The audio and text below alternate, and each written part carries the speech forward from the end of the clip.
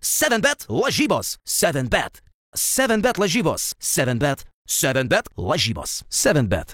Dalyvavimas azartiniuose lošimuose gali sukelti priklausomybę. Pralaimėjimų šilės, kaip jautiesi komanda? Tai būtent, manau, kas labiausiai slėgė mumis, tai pralaimėjimų serija.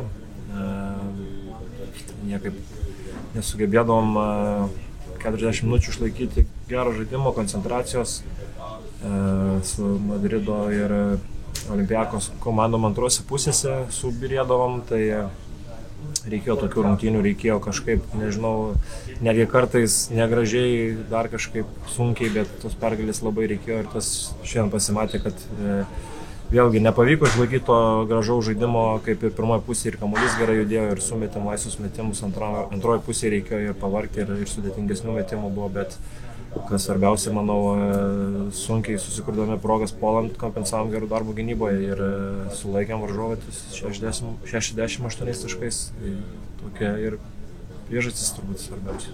Šiaip kaip kapitonas, kaip po pralaimėjimų serijos motyvavai gal komandos draugus? Tai žinot, neskanu pralaimėti tiek daug iš eilės rungtynių, turim daug susirinkimų, peržiūrų visą kitą. Kartais tos tiesos būna neskanios, bet turbūt tai yra vienintelis vaistas vėl kilti į viršų, pasižiūrėti į save, į veidrodį, suprasti, kas esi. Ir puikiai girdėjot ir treneris, kaip pasakė, arba tu esi problema, arba problemos sprendimas. Pats sužaidė geriausias savo sezono rungtynės, rezultatyviausias sezono rungtynės. Neseniai visai patyręs traumelę, dabar jau gerai jautėsi, sugrįžęs į savo sportinę formą.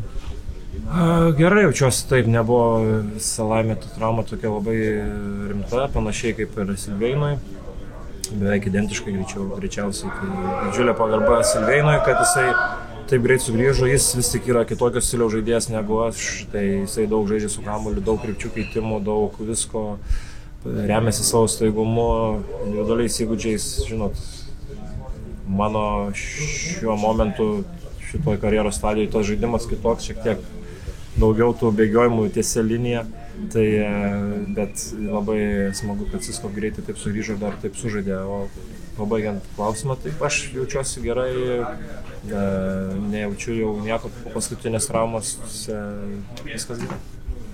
Šiaip Žalgiris paskutiniu metu dažnai paminėjo trečią kėlinį, šį kartą laimėjo trečią kėlinį, ką pakeitėt, kaip išėjo po pertraukos?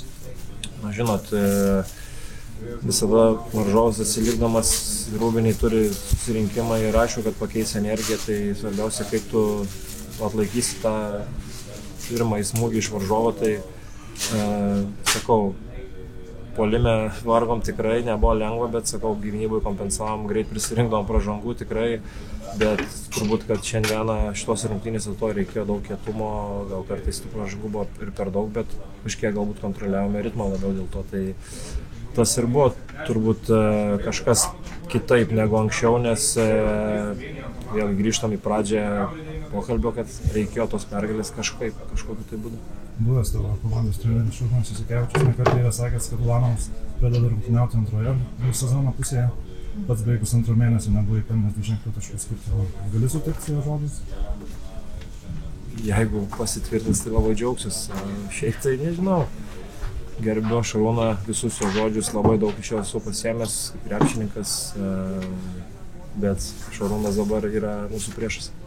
Tik už 2 dienų atvyksite į Stambulą, tai ką reikės padaryti jums kaip komandai, kaip galėtume pergalę pasiekti? Tai prisiminti pirmasis rungtynės, tai komanda daug sistemos, žaidžia kantriai, iki tikro, gerai judina kamuolį, nėra to tokio siautimo, kaip galbūt kitos komandos žaidžia, tai tikrai išreikšta komanda žaidžia komandinį krepšinį, bausi per silpnas vietas, kantriai ir panašiai. Tai labai gerai surinkta komanda, kur ir žaidžia gerai ir lenteliai užima gerą poziciją. Šiaip dar artėja KMT ketvirtfinalis, irgi visai svarbios rungtynės. Kokie tikslai mintis prieš jas? Tai panaudoti tas rungtynės, kuo geriau pasiruošti vėl kitai Eurolygai. Nežinau, turim tą pranašumą, bet apie kažkokias kalbas, kad čia galim dabar pasisaugot, pasitaupyti, nieko panašaus nebus, tai tos rungtynės bus turime jas padaryti mums naudingas, išeiti į ketvirtą ir tuo pačiu ruoštis ateinančiams kovoms. Praeitą savaitę po rungtynių pasidalinot labai gražią nuotrauką tavo su sirgaliais. Kiek svarbu ypač per pralaimėjimų seriją tas palaikymas?